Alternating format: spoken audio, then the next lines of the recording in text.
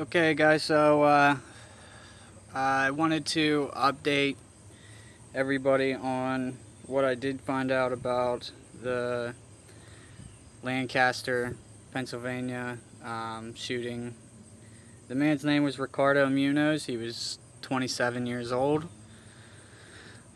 In the video that I had just released, I had mentioned that if I wasn't certain if he had a criminal past or he, had been in any trouble previously.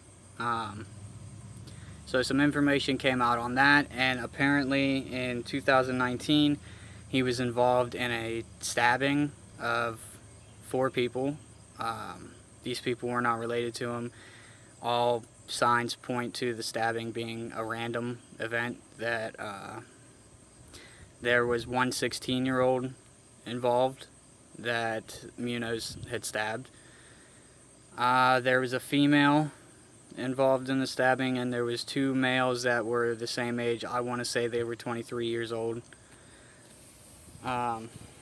When the police arrived at Munoz's residence, or at the scene of the crime, he held a knife to his own throat and threatened suicide, and then attempted to escape, and the cops then used the non-lethal taser and were able to apprehend him. Also included in that criminal past, he has stalking charges, harassment charges, and criminal trespass charges. Now, I really would like to emphasize that I don't believe that just because you have a criminal history or a criminal past, that you're a bad person, or that you could never change, or could never be rehabilitated, or that society should just give up on you. I don't believe that. I really, truly do not believe that. And I also am aware that the criminal justice system works, but the criminal justice system has flaws, and that people make mistakes and, learn from those mistakes, and we should always learn from our mistakes. But look, I truly believe that this Ricardo Munoz is mentally ill. And I don't necessarily have evidence to point towards that, but mental health is a really serious plague in our society right now.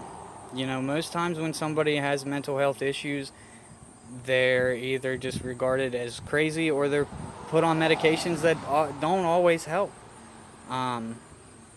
Anything ranging from anxiety and depression to suicidal tendencies to, schizophrenia, and there's just so much out there.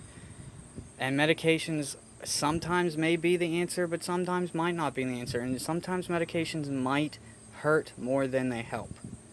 You just don't know in every situation, and not every situation can be lumped into one category or one given, one answer. So that's what I found out about Ricardo Munoz.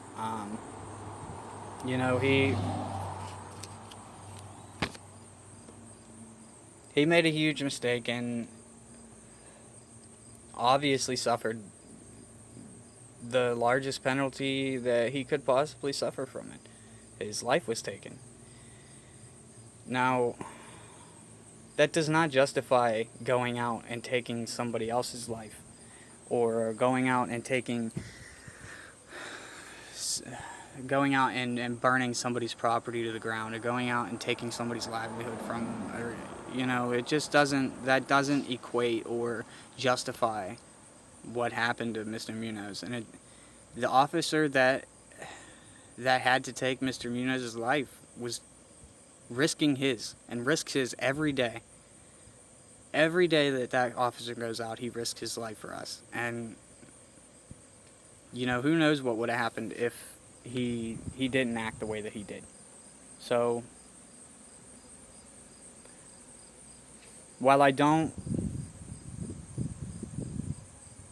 ever want anybody to call for violence, and while I don't want anybody to ever lose their life in a situation like this, and while I don't want to encourage violence of any nature or sort, The fact of the matter is, this man made a choice to try and hurt somebody. That person called the police, or the neighbors called the police. I did not find that out. The police were called to the residence, and Ricardo Munoz acted in a fit of anger, or in a fit of rage, or maybe in a momentary lapse of mental stability. And this is what happened. He lost his life. Now, a lot of people say that the cop was trigger happy, that the cop, there's just so much going on out there. And the cop acted to save his life, and most importantly, the life of the woman that man was trying to stab. So we just need to make sure that we never get it twisted when it comes to police being called to a scene of a crime to help somebody. That's what they're there for, is to help.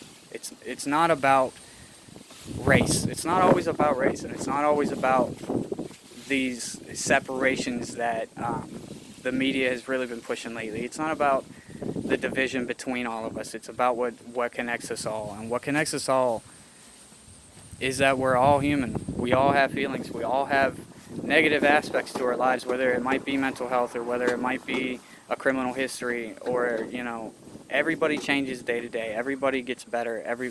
Hopefully everybody gets better. Everybody, at least for the most part, I hope, tries to get better. And sadly, this man is never going to be able to get better, because he risked his life, the officer's life, and the woman's life that he tried to stab. And he lost his life because of it. And, I always say that whether it be George Floyd, whether it be Ricardo Munoz, whether it be any of these people, any of these martyrs for racial equality, I am certain that if they could go back, if they could look at the situation, and they could go back, they would have made different decisions. They would have made different choices to ensure that their lives were kept and maintained. But they made bad choices. You play stupid games, you win stupid prizes. And I know that's becoming a cliche. I know it's becoming like an internet meme to say that, but that is the truth. When you're putting your life in somebody else's hands, and you're also taking their life for granted, and you're putting their life at risk, this is what happens. And I don't know. This is what happens. It's sad. And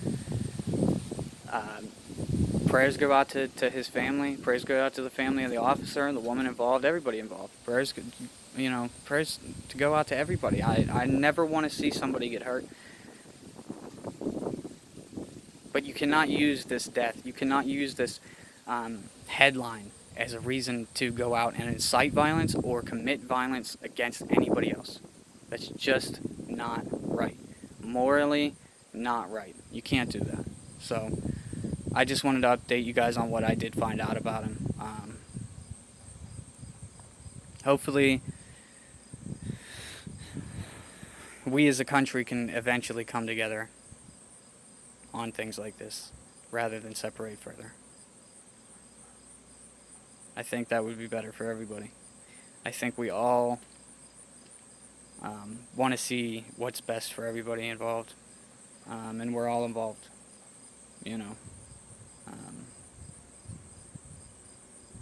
I have kids. I want to leave a better world than when I go. I want to leave a better world for them, and sadly, not everybody thinks that way, I guess, but I know a lot of people do. And I know a lot of people, when George Floyd was killed, we all felt for that man. We all felt that officer should not have put his knee on that neck, on that man's neck. He should not have done that.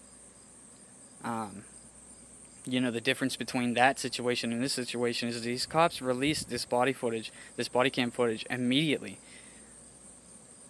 Within hours of it happening, they released this body cam footage to show that this is not just some kind of situation that you can wrap up really neat and nice and riot over. You know, every situation differs. This man came at an officer with a knife, and the officer reacted in the way that he should have to save his life and to save everybody else's around.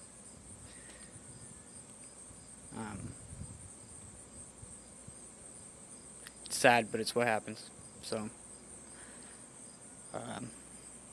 anyway, I wish everybody a great rest of the day, and take care of yourself, take care of your family, take responsibility for what you do. Take responsibility for your actions. I think that's what a lot of people are missing now.